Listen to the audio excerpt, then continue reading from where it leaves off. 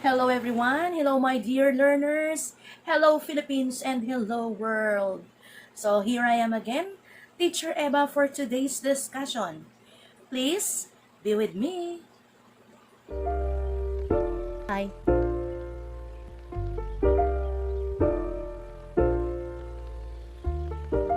It's the way life changes when in love, yeah. I surround my soul with the positivity. I don't worry about much. I think we should have some more fun. I still finishing one, yeah. Memories we should never let go. So tell me who you love, baby.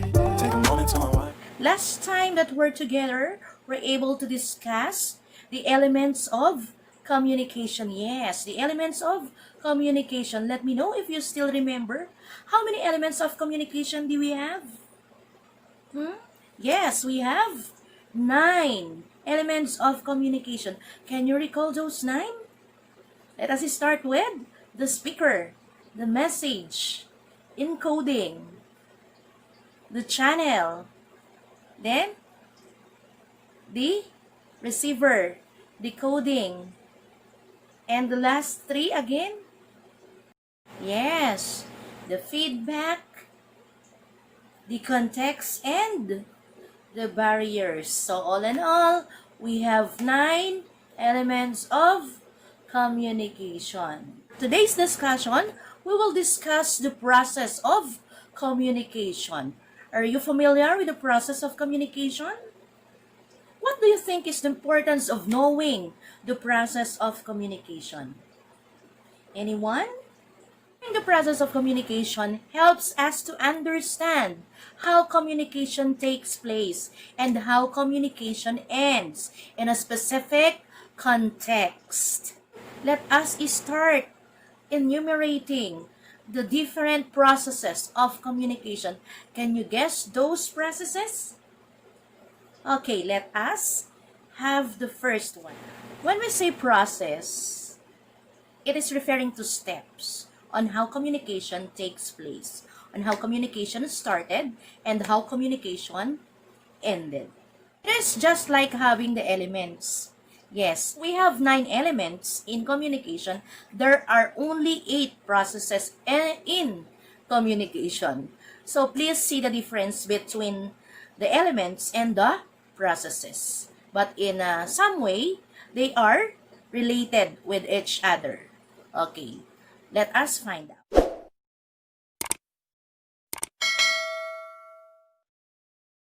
We all know that if we are going to converse with someone, we need to develop an idea. So we are going to think of what we are going to say. So the first step in the process is the what we call developing the idea. Stage is also known as the planning stage, in which the speaker think of the idea that he or she is going to discuss or to say. Like in this case, the girl is in the planning stage. Maybe she is thinking of the topic to start a communication. The speaker plans the topic for to start the communication or to start the conversation. The second step in the process is the what we call encoding. In the encoding, the speaker think of way on how the receiver of the message will perceive it. In this step of the process, the speaker is thinking of the possible way on how he or she is going to impart his or her message. Like of the girl on the picture, she is thinking on how she is going to tell message personally to her friend. The speaker convert the topic into perceivable form that can be, of course, communicated with others. The speaker needs to develop the message, and that is the third process, developing the message, wherein the speaker is going to transmit the messages into oral, written. It's either in a form of verbal and non-verbal means. Like of what you can see in the picture, the child is trying to have his messages in the form of written communication. And this is an example of developing a message. Of course, the speaker needs to select a channel as a means to transfer the communication. So number 4 is selecting the channel. So the selection of the channel could be in a form of speaking, yes, signaling, gesturing, and the likes. The picture, as you can see, the speaker is deciding on how he is going to talk with the person he plans for. It could be in a form of speaking, writing, signaling, or gesturing. Next step is the transmission of the message that the speaker formed. So, that is called transmitting messages. So, in this process, the speaker needs to transmit the message to the receiver of it. How? Through any medium that the speaker chose to use. On the picture, visible are two people talking about something. So in this case, you can see that message is being transmitted from each other. When the message is transmitted, there's a need for the receiver of the message, which is the sixth process, the what we call receiving message. In this process, the message transmitted is to be received by the receiver with the use or with the aid of the senses. Yes, the 5 senses that I've already discussed with my previous discussion of the elements of communication. So what are those senses? Already know these senses. With this picture, we can say that receiving message involves reception of the speaker's message through hearing, seeing, feeling, and others.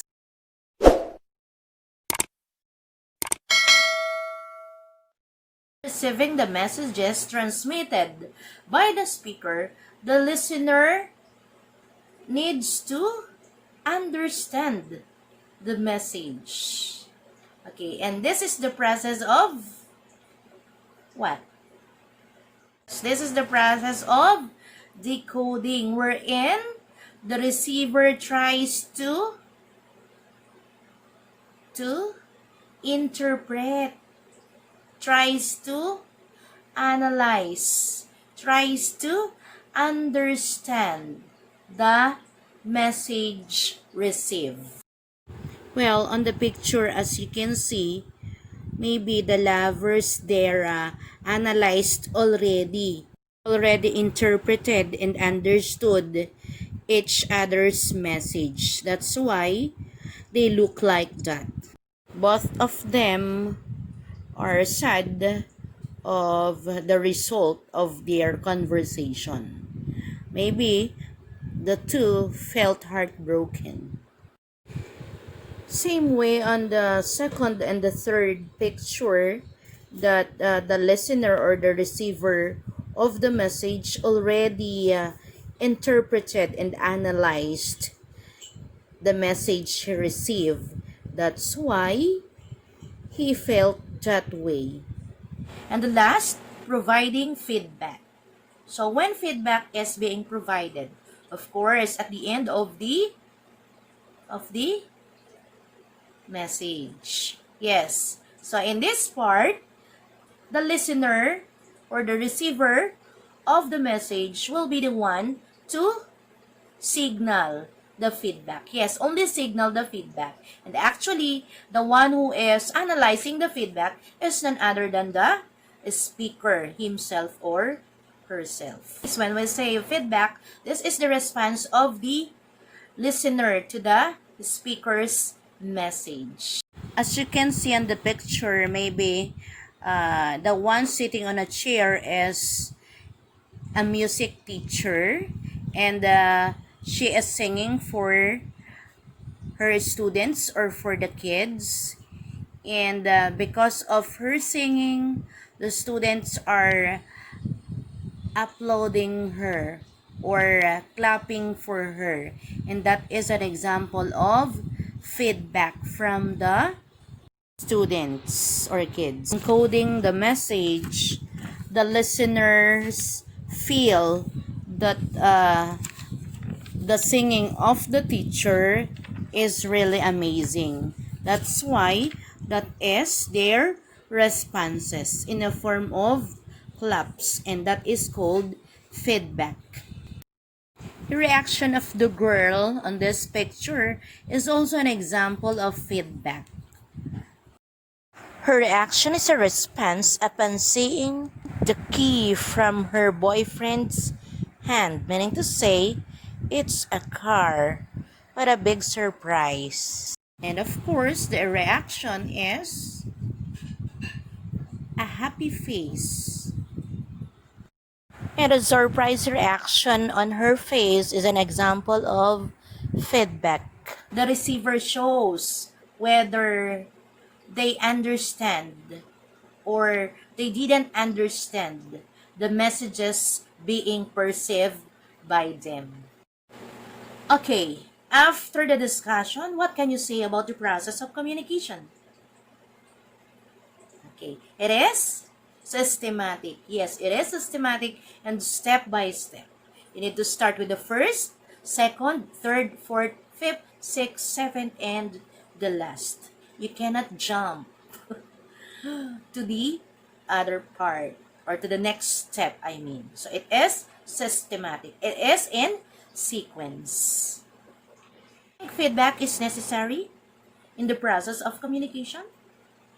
Yes, of course. It is very important because with that, you can identify whether the message that you conveyed is understood by the listeners or of the receivers. Okay. Because feedback is response of the receivers of the message. So it's up to you to interpret the responses of your listeners or of your receivers once you've been a speaker. So be a good one. Yes, that's all for today, and hope you learned something for today's discussion.